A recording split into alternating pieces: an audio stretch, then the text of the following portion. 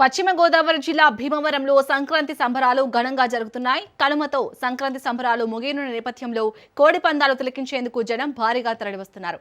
కోడి పందాలు చివరి రోజు కావడంతో కోడి పందాలు చూసేందుకు పిల్లలు, మహిళలు సైతం పెద్ద ఎత్తున వస్తున్నారు.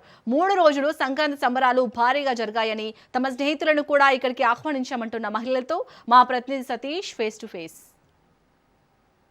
పశ్చిమ గోదావరి జిల్లాలో సంక్రాంతి సంబరాలు అంగరాన్ని చెప్పవచ్చు. దీనికి సంబంధించి ఈ రోజు ముక్కను కావడంతో మొత్తం ఎక్కడి నుంచో కూడా జనాలు రావడం జరిగింది.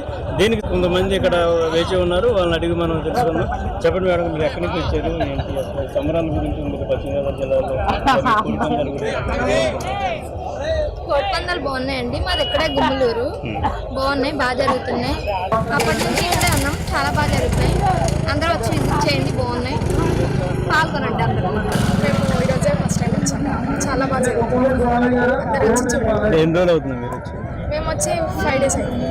5 days నుంచి ఇక్కడ ఎలా ఉన్నాయి వాతావరణం? పశ్చిమ గోదావరి జిల్లా ఎలా ఉంది?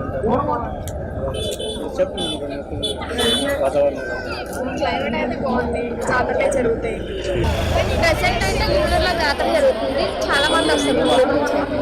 ఇది ఇక్కడ విషయం అవుతుంది. అంటే పశ్చిమ గోదావరి జిల్లాకి అంటే హైదరాబాద్ నుంచి అటు బెంగళూరు నుంచి కూడా జనాలు రావడం జరుగుతుంది. ఇంకెందుకంటే ఈ రోజుతో అంటే 3వ రోజు కావడంతో మొత్తం ఇక్కడ అంతా కూడా అంటే ఎండింగ్ స్టేజ్లోకి పడుతుంది. అంటే కనుమ, సంక్రాంతి ఈ 2 రోజులు కూడా చాలా ఫుల్గా జనాలు ఉంటారు. 3వ రోజుకి వచ్చేటప్పటికి మధ్యాహ్నం నుంచి కూడా జనాలు కొద్దిగా ఖాళీ అవుతాయని చెప్పవచ్చు. అలాగే రేపు ఎల్లుండిలో మొత్తం కూడా ఇక్కడ అంతా కూడా ఖాళీ, పశ్చిమ గోదావరి జిల్లా అంతా కూడా మొత్తం ఖాళీ అవుతుంది.